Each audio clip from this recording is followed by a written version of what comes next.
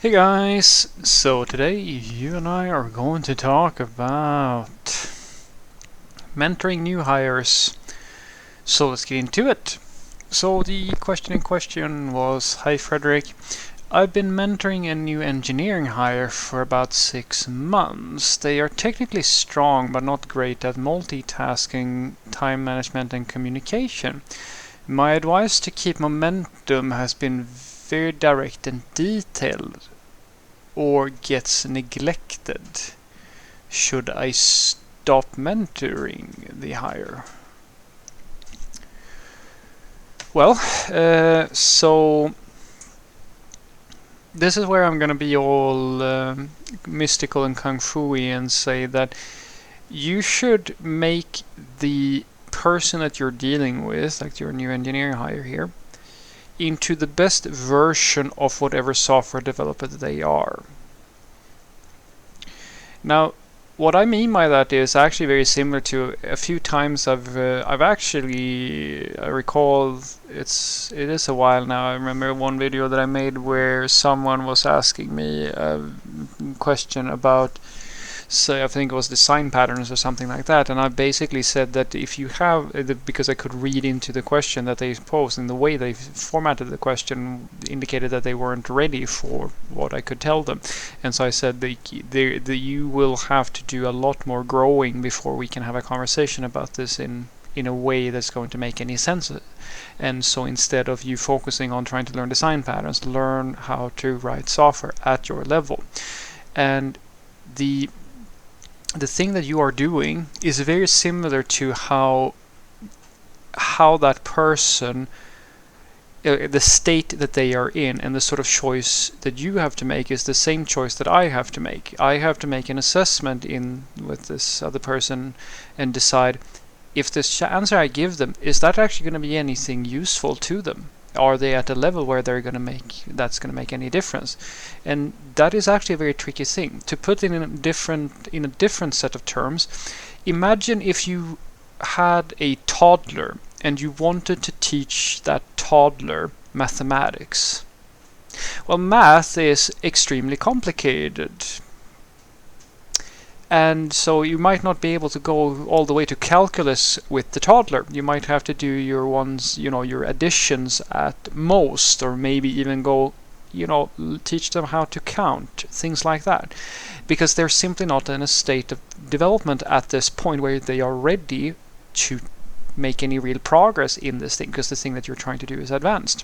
Now, when you have an individual who is poor in multitasking, time management, and communication and so forth, these are inherent traits to an individual that I will go as far as to say that some of them are, I'm not going to say genetic, but at the level where you will not be able to teach this individual more than what is going to organically be absorbed by them. It's not like a skill. Well, technically time management and like communication and so forth, these are skills, but they are very abstract skills, very complicated skills, not something that you're gonna teach them and then that's it, and you're going to see a massive change, improvement.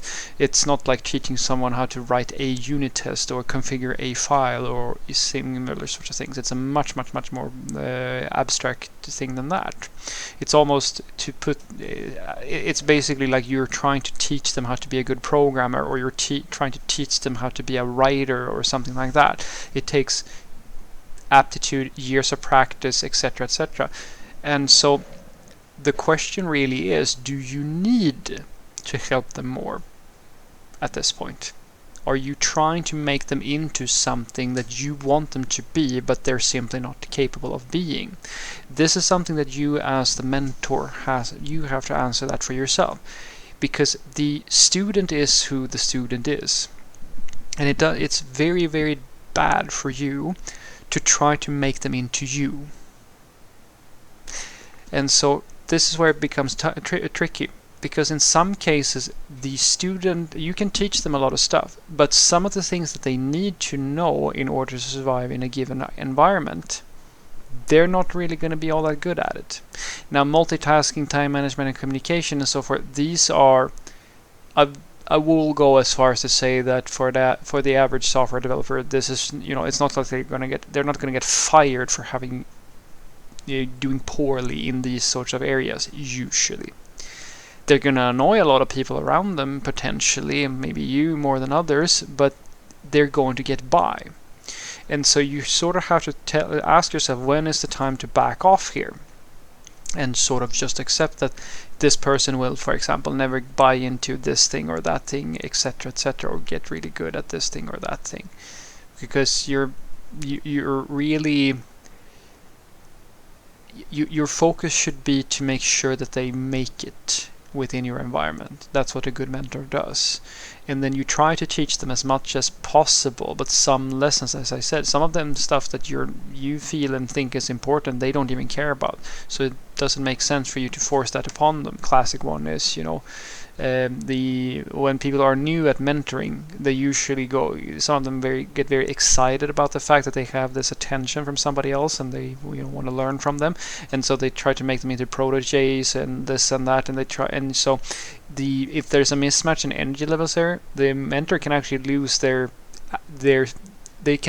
sensation of reward from the fact that the student is just not into some stuff, or doesn't really meet their requirements or their perceptions, etc., etc.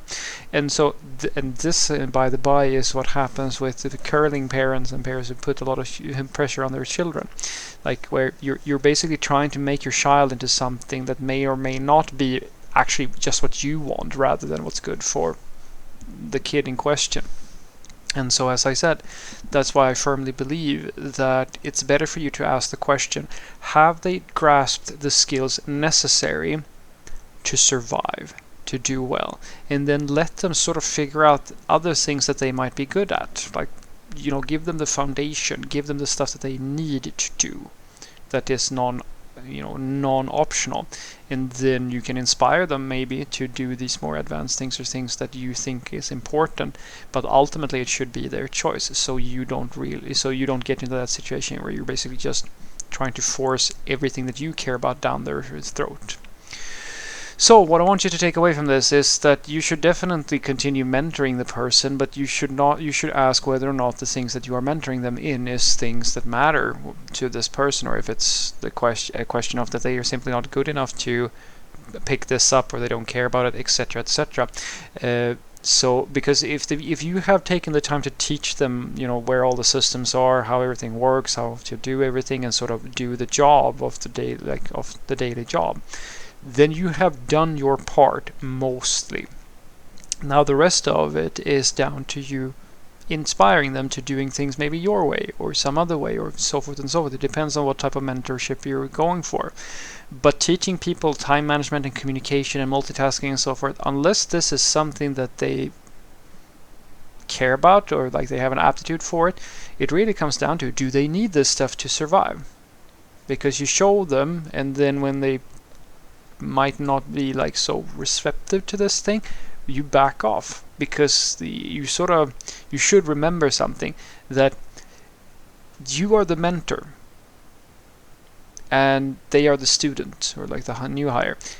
It is in their interest to learn the things that they need from you in order to survive in the environment. And so if that has already happened, maybe, as I said, it's time to back off, because you're not gonna create a microclone of yourself with this person. So maybe accept that this person is frustratingly bad at communication or multitasking or something, or so forth and so forth, because you can't have you can't make a perfect person. Many parents have tried, many coaches have tried, etc., etc. And in some cases, I'm very sorry to say, they simply do lack the aptitude to work in the environment that you find yourself in. And I have been in situations, guys, where I've tried my hardest to teach someone something, or really help them and show them and so forth and so forth, but they simply don't get it. And whether that is because I'm a shitty mentor or because they're not so good, doesn't really matter. The end result is still the same. They have to move and start working somewhere else.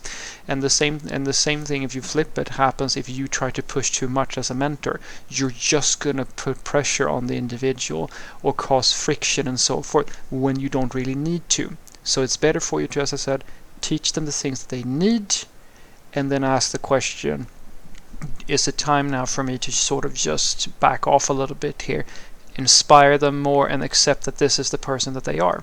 Have a great day.